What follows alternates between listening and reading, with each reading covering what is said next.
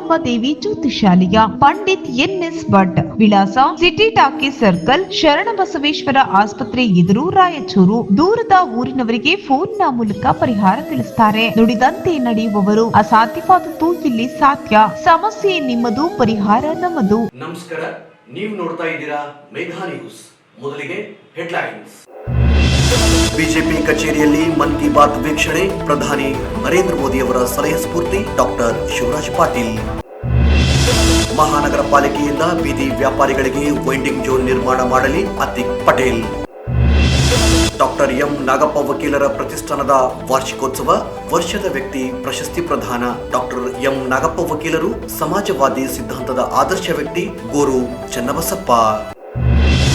ಮಡಿವಾಳ ಸಮಾಜದಿಂದ ನೀರಿನ ಅರವಟ್ಟಿಗೆ ಶಾಸಕ ಡಾಕ್ಟರ್ ಶಿವರಾಜ್ ಪಾಟೀಲ್ ಚಾಲನೆ. ಚಂದ್ರಮಾಳೇಶ್ವರ ವೃತ್ತದಿಂದ ಗಂಜಿ ವೃತ್ತದವರೆಗೆ ಚತುಷ್ಪಥ ರಸ್ತೆ ನಿರ್ಮಾಣಕ್ಕೆ ಪಾಲಿಕೆ ಸಿಬ್ಬಂದಿಗಳಿಂದ ಸಮೀಕ್ಷೆ ಪ್ರಾರಂಭ. ಕೆಇಬಿ ಕಾಲೋನಿ ಶಾಲೆಯಲ್ಲಿ ಸಿಲಿಂಡರ್ ಕಳ್ಳತನ. ಸಿಂಧನೂರು ಪ್ರತ್ಯೇಕ ಘಟನೆಗಳಲ್ಲಿ 5 ಸಾವು. ಪ್ರಧಾನಿ ನರೇಂದ್ರ ಮೋದಿ ನಡೆಸುವ ಮನ್ ಕಿ ಬಾತ್ ಕಾರ್ಯಕ್ರಮವನ್ನ ಬಿಜೆಪಿ ಕಚೇರಿಯಲ್ಲಿ ಶಾಸಕ ಡಾಕ್ಟರ್ ಶಿವರಾಜ್ ಪಾಟೀಲ್ ಸೇರಿದಂತೆ ಬಿಜೆಪಿ ಕಾರ್ಯಕರ್ತರು ವೀಕ್ಷಣೆ ನಡೆಸಿದರು. ಪ್ರಧಾನಿ ನರೇಂದ್ರ ಮೋದಿ ನಡೆಸುವ ಮನ್ ಕಿ ಬಾತ್ ಕಾರ್ಯಕ್ರಮವನ್ನು ಬಿಜೆಪಿ ಕಚೇರಿಯಲ್ಲಿ ಶಾಸಕ ಡಾಕ್ಟರ್ ಶಿವರಾಜ್ ಪಾಟೀಲ್ ಸೇರಿದಂತೆ ಬಿಜೆಪಿ ಕಾರ್ಯಕರ್ತರು ವೀಕ್ಷಣೆ ನಡೆಸಿದರು. ಪ್ರತಿ ಬಾರಿಯ ಮನ್ ಕಿ ಬಾತ್ ಕಾರ್ಯಕ್ರಮದಲ್ಲಿ ಪ್ರಧಾನಿ ನರೇಂದ್ರ ಮೋದಿ ಅವರು ನೀಡುವ ಸಲಹೆ, ಮಾರ್ಗದರ್ಶನ ಸ್ಫೂರ್ತಿಯಾಗಿದೆ ಎಂದು ಶಾಸಕ ಡಾಕ್ಟರ್ ಶಿವರಾಜ್ ಪಾಟೀಲ್ ಹೇಳಿದರು. ಪ್ರಧಾನಮಂತ್ರಿಗಳ 102ನೇ ಮನ್ ಕಿ ಬಾತ್ ಕಾರ್ಯಕ್ರಮದ ಮೂಲಕ ಸಾರ್ವಜನಿಕ ಬದುಕಿನಲ್ಲಿ ಹೆಸರು ಮಾಡಿದ ಸಾಧಕರ ಪರಿಚಯ, ಸೌರಶಕ್ತಿಯ ಬಳಕೆ, ಸದ್ಬಳಕೆ ಸೇರಿ ಮಹತ್ವದ ವಿಷಯಗಳನ್ನು ಪರಿಚಯಿಸುತ್ತಿದ್ದಾರೆ. ಜಗತ್ತಿನ ಪ್ರಭಾವಿ ವ್ಯಕ್ತಿಯಲ್ಲಿ ಒಬ್ಬರಾಗಿರುವ ನರೇಂದ್ರ ಮೋದಿಜಿ ಅವರು ಸಮಾಜ ಕಟ್ಟಕಡೆಯ ವ್ಯಕ್ತಿಗೂ ಕೇಂದ್ರ ಸರ್ಕಾರ ಯೋಜನೆಗಳ ತಲುಪಿಸುವ ಕೆಲಸ ಮಾಡುತ್ತಿದ್ದಾರೆ. ಈ ಹಿಂದೆ ರಾಜೀವ್ ಗಾಂಧಿ ಅವರು ₹1 ಕೇಂದ್ರ ಬಿಡುಗಡೆ ಮಾಡಿದರೆ ಫಲಾನುಭವಿಗೆ 15 ಪೈಸೆ ತಲುಪುತ್ತದೆ ಎಂದು ಹೇಳುತ್ತಿದ್ದರು. ಆದರೆ ಈಗ ₹1 ಫಲಾನುಭವಿಯ ಖಾತೆಗೆ ಜಮಾ ಆಗುವುದರಿಂದ ಯೋಜನೆಗಳು ಪೂರ್ಣ ಪ್ರಮಾಣದ ಬಳಕೆಯಾಗುತ್ತಿದೆ ಎಂದರು. ಬಿಜೆಪಿಯ ಮುಖಂಡರುಗಳಾದ ರಾಘವೇಂದ್ರ ಉಟ್ಕೂರು, ರಾಮಚಂದ್ರ ಕಡಗೋಳು, ಶ್ರೀನಿವಾಸ್ ರೆಡ್ಡಿ, ರಾಜ್ಕುಮಾರ್, ವಿಜಯ್ ಕುಮಾರ್ ಸಜ್ಜನ್, ಯುವ್ ಆಂಜನೇಯ, ಚಂದ್ರಶೇಖರ್, ಪಲಗುಲ ನಾಗರಾಜ ಸೇರಿದಂತೆ ಅನೇಕರು ಭಾಗವಹಿಸಿದ್ದರು.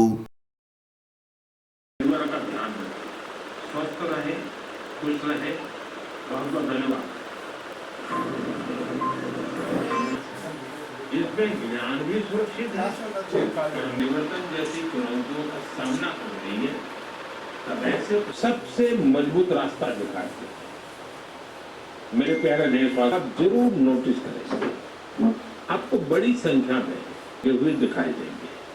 कुछ साल पहले तक ये इक्का दुक्का घरों ने कोने में दिखने लगा है।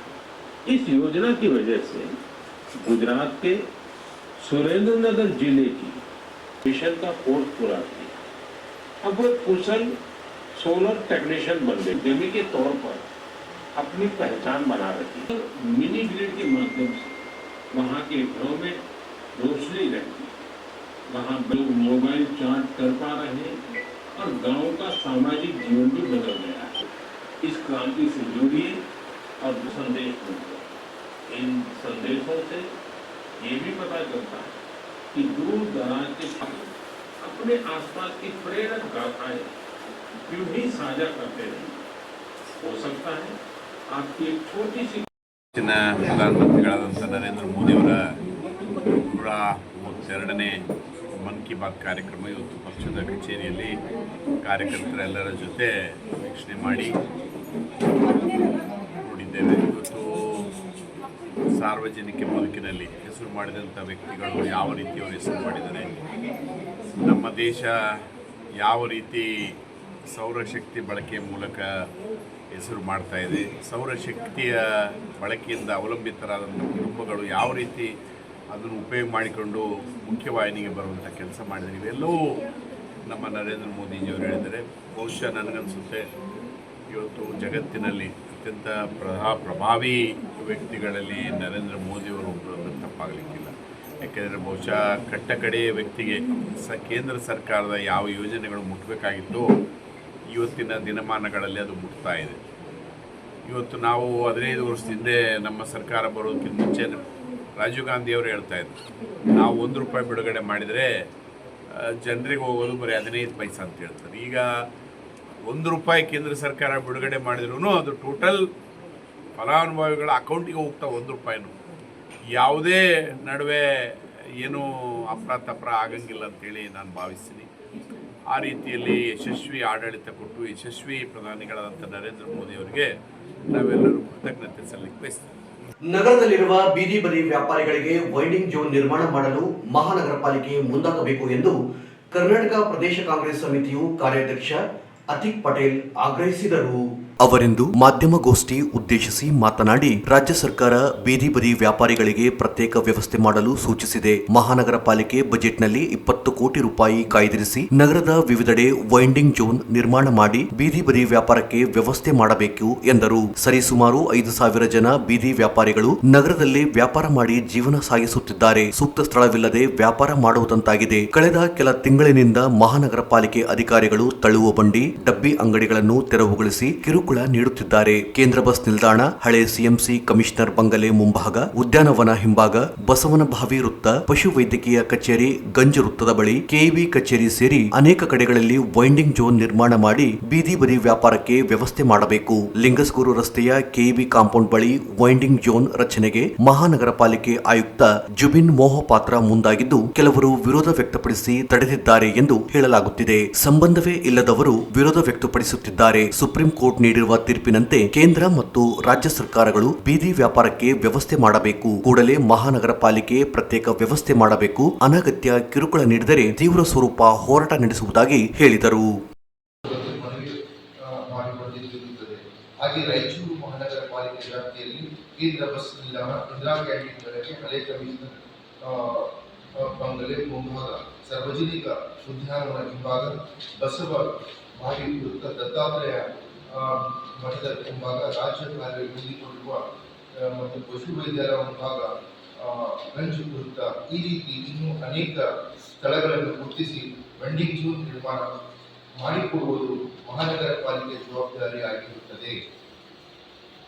ಹೊಸದಾಗಿ ಬಂದಂತ ಮಹಾನಗರ ಪಾಲಿಕೆ ಆಯುಕ್ತರಾದ ಜುಬಿನ್ ಮಹಾಪಾತ್ರ ಪಾಲಿಕೆ ವ್ಯಾಪ್ತಿಯಲ್ಲಿ ಬರುವ ಕೆಲವು ಸ್ಥಳಗಳನ್ನು ಗುರುತಿಸಿ ಲಿಂಗಸೂರು ರಸ್ತೆ, ಕೆಬಿ ಕೋರಣಿ ಕಾಂಪೌಂಡ್ ಮುಂದೆ ಇರುವ ಸ್ಥಳವನ್ನು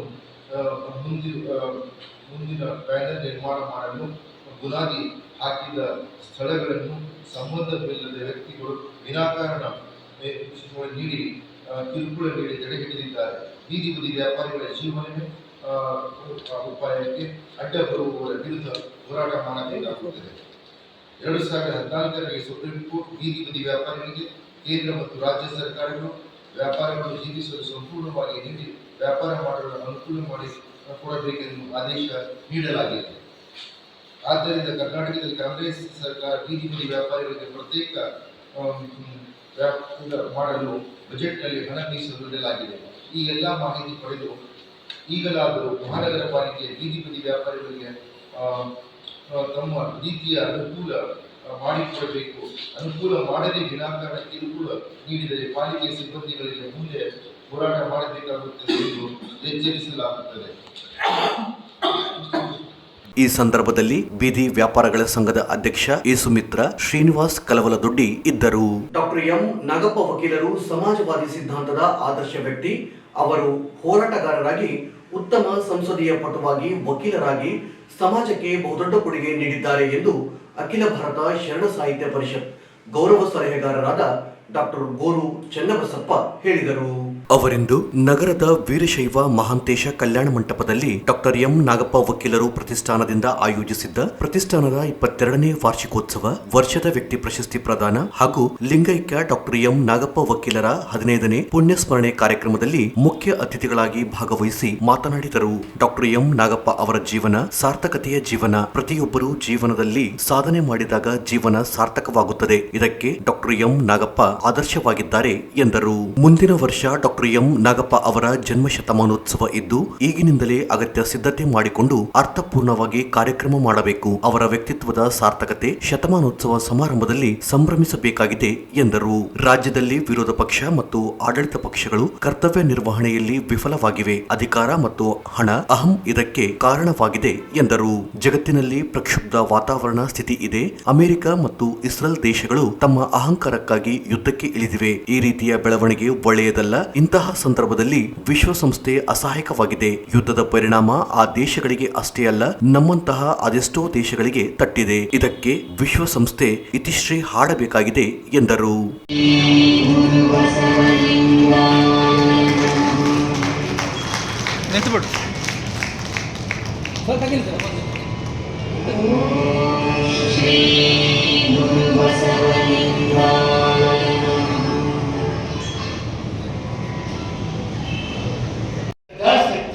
ಓದಿ ಮತ್ತೆ ನಡೆಸಿ ಇದನ್ನು ಮುಕ್ತಾಬಾಯಿಗೆ ಕೊಡುವಂತ ಕೊಟ್ಟ. ಆ ಶಿಷ್ಯ ಆ ಪತ್ರವನ್ನು ಮುಕ್ತಾಬಾಯಿಗೆ ಕೊಟ್ಟ. ಆ ತಾಯಿಯು ಕೂಡ ಅತ್ಯಂತ ಶ್ರದ್ಧಾಸಕ್ತಿಯಿಂದ ಓದಿ ಆ ಪತ್ರವನ್ನು ಹಣೆಗೆ ಮುಚ್ಚಿಕೊಂಡು ಇದನ್ನ ಮತ್ತೆ ಏಕನಾಥನಿಗೆ ಹಿಂತಿರುಗಿಸುವಂತೆ ಕೊಡ್ತಾರೆ. ಆ ಶಿಷ್ಯ ಅದನ್ನು ತಗೊಂಡೋಗಿ ಏಕನಾಥನಿಗೆ ಕೊಡಲಿಕ್ಕೆ ದಾರಿಯಲ್ಲಿ ಹೋಗುವಾಗ ಏನೋ ಒಂದು ಮನಸ್ಸಿಗೆ ಹೊಳೆದು ಬಿಡ್ತದೆ. ಇವರು ಇಷ್ಟೊಂದೆಲ್ಲ ಶ್ರದ್ಧಾಸಕ್ತಿಯಿಂದ ಓದಿ ಪತ್ರ ಕೊಟ್ಟರು, ಇದರಲ್ಲಿ ಏನಿದ್ದಿತ್ತು ಒಂದು ಕುತೂಹಲ ಅವನಿಗೆ ಯಾಕೋ ಮನಸ್ಸಿಗೆ ಬಂದ್ಬಿಡ್ತಾರೆ. ಅವನು ಬಹಳ ಭಕ್ತ ಶಿಷ್ಯ, ಆದರೂ ಮನಸ್ಸಿಗೆ ಹೊಡೆದು ಬಿಟ್ಟಿದೆ ಅಂತ ಹೇಳಿ ತಡೀಲಾರದೆ ಆ ಕುತೂಹಲನ ಅವನ ಪತ್ರವನ್ನು ತೆರೆದು ನೋಡ್ತಾರೆ. ಅದು ಬರೀ ಖಾಲಿ ಹಾಗೆ, ಏನೂ ಬರಲಿಲ್ಲ. ಅವನಿಗೆ ಆಶ್ಚರ್ಯ. ಆದರೂ ತಗೊಂಡು ಹೋಗಿ ಕೊಡ್ತಾನೆ. ಆ ಏಕನಾಥನು ಸಹ ನೋಡಿ ಮೌನದಿಂದ ಓದಿ ಮುಗಳಿನಾಗ್ತಾನೆ. ಇನ್ನು ನಿಂತಿದ್ದ ಶಿಷ್ಯ ಅವನಿಗೆ ತಡೀಲಿಕ್ಕಾಗಲಿಲ್ಲ ಕುತೂಹಲ, ಮತ್ತಷ್ಟು ಆಶ್ಚರ್ಯ ಆಗ್ತದೆ. ಆಗ ಮಹಾರಾಜ್, ನನ್ನನ್ನು ನೀವು ಕ್ಷಮಿಸಬೇಕು. ನಾನು ಇಷ್ಟು ದಿವಸ ನಿಮ್ಮ ಸೇವೆ ಮಾಡಿಕೊಂಡು ಬಂದಿದ್ದೇನೆ. ಎಂದೂ ನಾನು ಅವಿಧೇಯ ಕೆಲಸ ಮಾಡಿರಲಿಲ್ಲ. ಇವತ್ತು ಅಂತ ಒಂದು ಅಪರಾಧ ಮಾಡಿದ್ದೇನೆ. ನಾನು ತಡೀಲಾರದೆ ಆ ಪತ್ರದಲ್ಲಿ ಏನಿರಬಹುದು ಅಂತ ನೋಡಿದೆ. ಅದು ಬರೀ ಖಾಲಿ ಆಗಿದೆ. ನೀವು ಕೂಡ ಅದನ್ನು ಓದಿ ಮುಗುಳ್ನಕ್ರಿ. ಇದು ನನಗೆ ನಿಜಕ್ಕೂ ಸೋಜಿಗಾಗಿದೆ. ದಯವಿಟ್ಟು ಏನು ತಿಳ್ಕೊಳ್ಳದೆ ಇದ್ದರೆ ಅವ್ರು ನೀವು ಬರೆದದ್ದೇನು ಆ ಖಾಲಿ ಹಳ್ಳಿಯಲ್ಲಿ, ಅವ್ರು ಓದಿದ್ದೇನು ಹೇಳಿದ್ದೀರಾ ಅಂತ ಕೇಳಿದ್ದಾರೆ. ಆಗ ಅವರು ಏಕನಾಥ ಹೇಳ್ತಾರೆ, ಅಯ್ಯ ಅದು ಬರೀ ಹಾಳೆ ಅಲ್ಲ, ನಮ್ಮ ಬದುಕಿಗೆ ಬೇಕಾದಂತ ಸಂದೇಶ. ಸಮಾರಂಭದಲ್ಲಿ ಮಾನ್ವಿ ಖ್ಯಾತ ಹಿಂದೂಸ್ತಾನಿ ಮತ್ತು ಸುಗಮ ಸಂಗೀತ ಗಾಯಕ ಪಂಡಿತ್ ಅಂಬಯ್ಯನವರು ಅವರಿಗೆ ವರ್ಷದ ವ್ಯಕ್ತಿ ಪ್ರಶಸ್ತಿಯನ್ನು ಪ್ರದಾನ ಮಾಡಲಾಯಿತು. ಡಾಕ್ಟರ್ ಎಂ ನಾಗಪ್ಪ ವಕೀಲರು ಪ್ರತಿಷ್ಠಾನದ ಸದಸ್ಯರು ಕೂಡ ದಯವಿಟ್ಟು ವೇದಿಕೆಗೆ ಆಗಮಿಸಿ ಈ ಒಂದು ಸನ್ಮಾನ ಸಮಾರಂಭದಲ್ಲಿ ಪಾಲ್ಗೊಳ್ಳಬೇಕಾಗಿ ವಿನಂತಿ.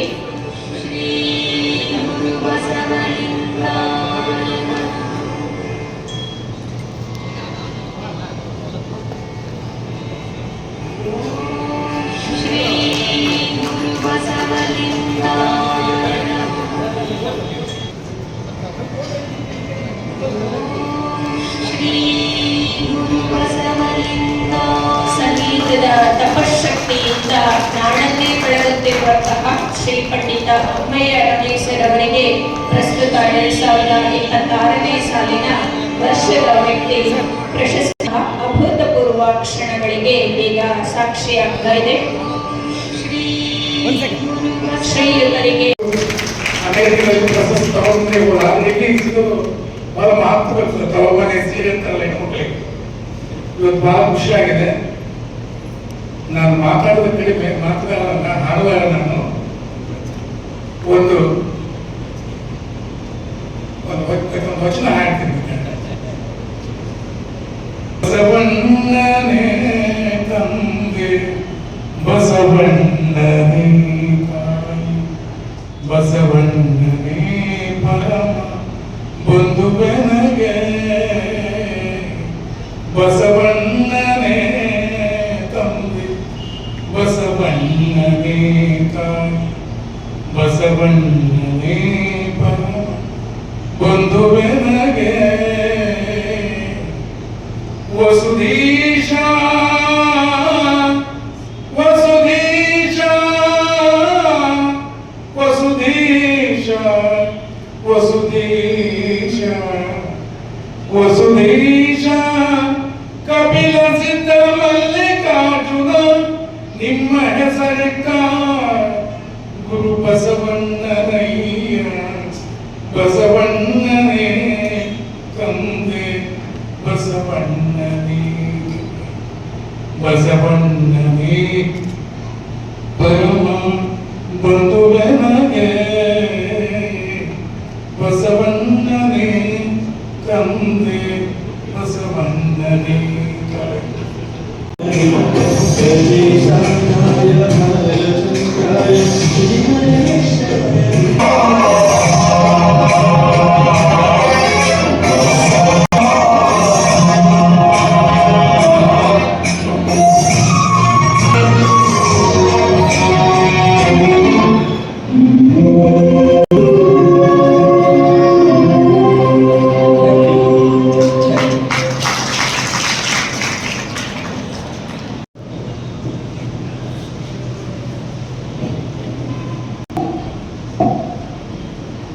ಸಕಲ ಕಾರ್ಯಕ್ರಮಗಳಿಗೆ ವಿಘ್ನ ವಿನಾಶಕತೆಯನ್ನ ಪ್ರಸ್ತುತಪಡಿಸಿದಂತಹ ಶ್ರೀ ಕಿರಣ್ ಕುಮಾರ್ ಬಿ ವಕೀಲರು ಇವರಿಗೆ ಧನ್ಯವಾದ. ಕಾರ್ಯಕ್ರಮದ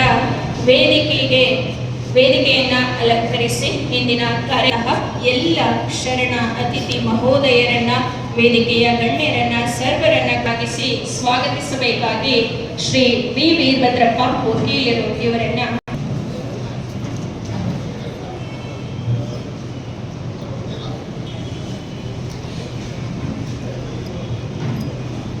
ಎಲ್ಲರಿಗೂ ನಮಸ್ಕಾರ. ರಾಯಚೂರು ಪ್ರತಿಷ್ಠಾನದ 22ನೇ ವಾರ್ಷಿಕೋತ್ಸವ ಲಿಂಗೈಕ್ಯ ಡಾಕ್ಟರ್ ಎಂ ನಾಗಪ್ಪ ವಕೀಲರ 15ನೇ ಪುಣ್ಯಸ್ಮರಣೆ ಕಾರ್ಯಕ್ರಮದ ಈ ಒಂದು ಕಾರ್ಯಕ್ರಮದ ನಮ್ಮೆಲ್ಲರ ನೆಚ್ಚಿನ ಪ್ರತಿಷ್ಠಾನದ ಅಧ್ಯಕ್ಷರಾಗಿರುವಂತಹ ಶ್ರೀ ಬಸಪ್ಪ ನನ್ನ ವ್ಯಕ್ತಿತ್ವವಾಗಿ ಸ್ವಾಗತವನ್ನು ಕೋರುತ್ತೇನೆ. ಈ ಕಾರ್ಯಕ್ರಮ ನಿವೃತ್ತ ಪ್ರಾಚಾರ್ಯ ಡಾಕ್ಟರ್ ಚನ್ನಬಸಯ್ಯ ಹಿರೇಮಠ್ ಅತಿಥಿಯಾಗಿ ಭಾಗವಹಿಸಿದ್ದರು. ಅಧ್ಯಕ್ಷತೆಯನ್ನು ಡಾಕ್ಟರ್ ಎಂ ನಾಗಪ್ಪ ವಕೀಲರ ಪ್ರತಿಷ್ಠಾನದ ಅಧ್ಯಕ್ಷ ಎಂ ಬಸಪ್ಪ ತಿಪ್ಪಾರೆಡ್ಡಿ ವಹಿಸಿದ್ದರು. ವೇದಿಕೆಯ ಮೇಲೆ ಖಾಸಗಿ ಶಿಕ್ಷಣ ಸಂಸ್ಥೆಗಳ ಒಕ್ಕೂಟದ ಪ್ರಧಾನ ಕಾರ್ಯದರ್ಶಿ ಮಸ್ಕಿ ನಾಗರಾಜ್ ವಕೀಲ, ರಾಯಚೂರು ಜಿಲ್ಲಾ ನ್ಯಾಯವಾದಿಗಳ ಸಂಘದ ಅಧ್ಯಕ್ಷ ಮಲ್ಲಿಕಾರ್ಜುನ್ ವಕೀಲ್, ವೀರಭದ್ರಪ್ಪ ವಕೀಲ್, ಬಸನಗೌಡ ಜಂಬಲದಿನ್ನಿ, ಚಂದ್ರಶೇಖರ್, ಬಸವರಾಜ್ ಕಲ್ಲೂರು ವಕೀಲ್ ಸೇರಿದಂತೆ ಅನೇಕರು ಉಪಸ್ಥಿತರಿದ್ದರು. ತಾರಾನಾಥ ಶಿಕ್ಷಣ ಸಂಸ್ಥೆ ಪ್ರಧಾನ ಕಾರ್ಯದರ್ಶಿ ಅಂಬಾಪತಿ ಪಾಟೀಲ್ ವಕೀಲ ಪ್ರಾಸ್ತಾವಿಕವಾಗಿ ಮಾತನಾಡಿದರು. ರೇಖಾ ಪಾಟೀಲ್ ನಿರೂಪಿಸಿದರು. ಈಗ ಚಿಕ್ಕದೊಂದು ಬ್ರೇಕ್.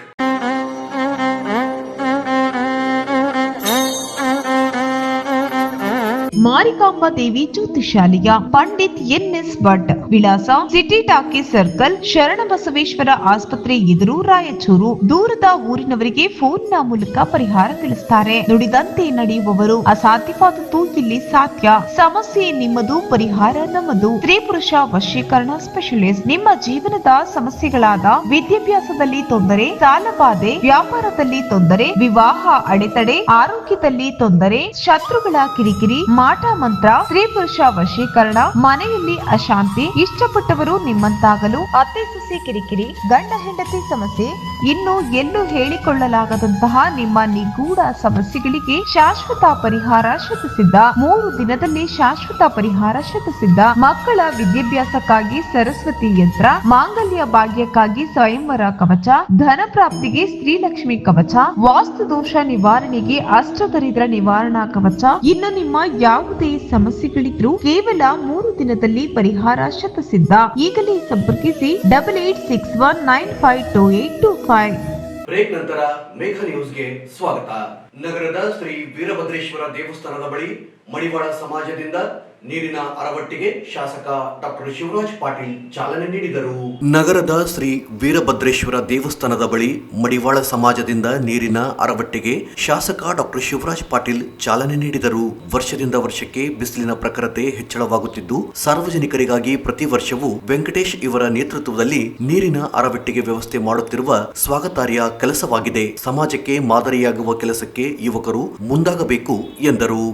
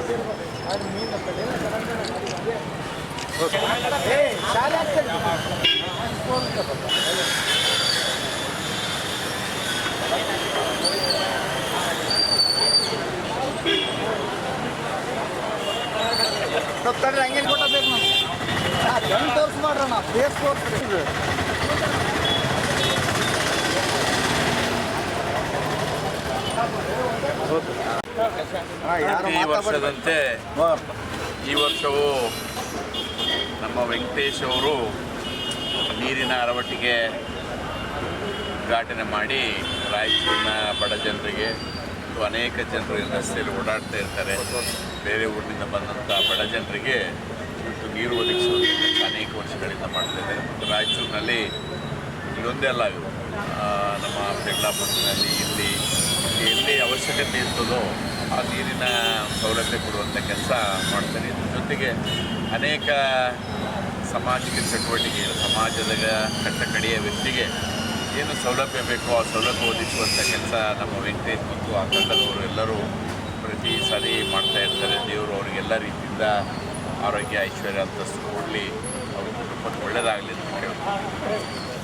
ಈ ಸಂದರ್ಭದಲ್ಲಿ ಆರ್ಡಿಎ ಮಾಜಿ ಅಧ್ಯಕ್ಷ Y Gopalareddy, AL Narasappa, B Virupakshi, Madivala ಸಮಾಜದ ಜಿಲ್ಲಾ ಅಧ್ಯಕ್ಷ Y Jambanna, U Anjaneya, Chandrashekhar, Shivakumar Nelehal, Eshwar Madival, Eranna Kappagal, G Venkatesh Madival, ಹಿಂದುಳಿದ ಜಾತಿಗಳ ಒಕ್ಕೂಟ ಯುವ ಅಧ್ಯಕ್ಷ ಬಜಾರಪ್ಪ, ಜಿ ಶಂಕರಗೌಡ, ರಾಘವೇಂದ್ರ, ಹಂಪಣ್ಣ, ವೀರೇಶ್, ವೈ ಚಂದ್ರಶೇಖರ್, ಜುಬಲಪ್ಪ, ಶಂಕರ್, ಶರಣು, ಮಹೇಂದ್ರ, ವೆಂಕಟೇಶ್, ಸಂತೋಷ್ ಕುಮಾರ್, ಗುರು, ಮಡಿವಾಳ ಸಮಾಜದ ಯುವಕರು ಭಾಗವಹಿಸಿದ್ದರು. ನಗರದ ಚಂದ್ರಮಾಳೇಶ್ವರ ವೃತ್ತದಿಂದ ಗಂಜ್ ವೃತ್ತದವರೆಗೆ ಚತುಷ್ಪಥ ರಸ್ತೆ ನಿರ್ಮಾಣ ಕಾಮಗಾರಿ ಚಾಲನೆ ದೊರೆತಿದ್ದು, ಪಾಲಿಕೆ ಅಧಿಕಾರಿಗಳು ರಸ್ತೆ ಸಮೀಕ್ಷೆ ಕಾರ್ಯ ಪ್ರಾರಂಭಿಸಿದ್ದಾರೆ. ರಾತ್ರಿ ಸಮಯದಲ್ಲಿ ವಾಹನದ ದಟ್ಟಣೆ ಇಲ್ಲದೆ ಇರುವುದರಿಂದ ಶುಕ್ರವಾರ ರಾತ್ರಿ ಪಾಲಿಕೆ ತಾಂತ್ರಿಕ ಸಿಬ್ಬಂದಿಗಳು ಚತುಷ್ಪಥ ರಸ್ತೆ ನಿರ್ಮಾಣಕ್ಕೆ ರಸ್ತೆ ವಿಸ್ತರಣೆ ಅಂದಾಜು ಸಮೀಕ್ಷೆಯನ್ನ ನಡೆಸಿದರು. 80 ಫೀಟ್ ರಸ್ತೆ ನಿರ್ಮಾಣಕ್ಕೆ ರಸ್ತೆ ಅಳತೆಯನ್ನ ನಡೆಸಲಾಯಿತು. ತಾಂತ್ರಿಕ ಸಿಬ್ಬಂದಿಗಳಿದ್ದರು. 2024-25ನೇ ಸಾಲಿನಲ್ಲಿ ಕೈಗೆತ್ತಿಕೊಳ್ಳಬೇಕಾಗಿದ್ದ ಕಾಮಗಾರಿ ವಿಳಂಬವಾಗಿ ಪ್ರಾರಂಭಿಸಲಾಗುತ್ತಿದೆ. 20 ಕೋಟಿ ರೂಪಾಯಿ ವೆಚ್ಚದಲ್ಲಿ ಚತುಷ್ಪಥ ರಸ್ತೆ ನಿರ್ಮಾಣ ಕಾರ್ಯ ಪ್ರಾರಂಭವಾಗಬೇಕಾಗಿದೆ. ಚಂದ್ರಮಾಳೇಶ್ವರ ವೃತ್ತದಿಂದ ಸರ್ದಾರ್ ವಲ್ಲಭಾಯಿ ಪಟೇಲ್ ವೃತ್ತದವರೆಗೆ ಸಿಸಿ ರಸ್ತೆ ಕಾಮಗಾರಿಗೂ ಟೆಂಡರ್ ಪ್ರಕ್ರಿಯೆ ನಡೆದಿದ್ದು, ಸಿಸಿ ರಸ್ತೆ ಕಾಮಗಾರಿ ಪ್ರಾರಂಭವಾಗಬೇಕಾಗಿದೆ.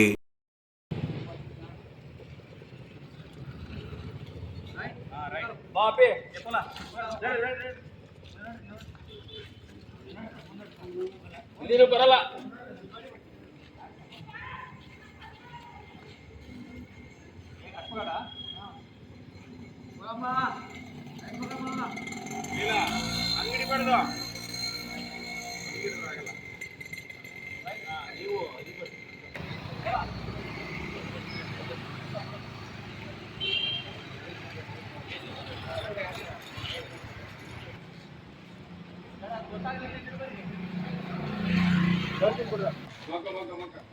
130 ಅಲ್ಲಿ ಬಂತಾ 130 ನಾ 1.1 ನೋಡು ಸರ್ ಈಗ ಎಷ್ಟಾಯ್ತು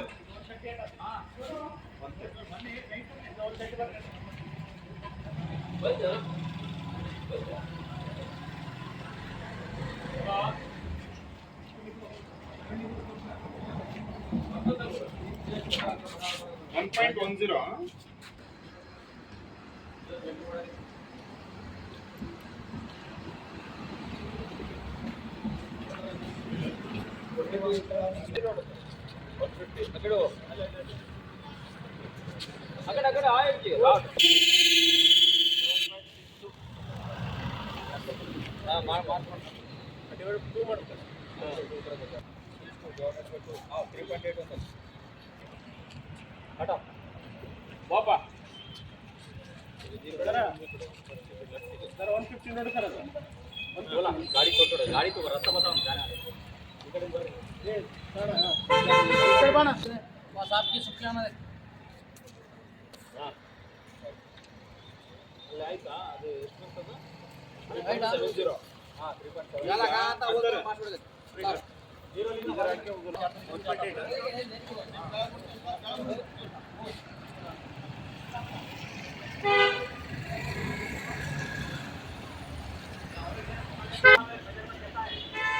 ಗ್ಯಾಪ್ ಬರಂಗಿಲ್ಲ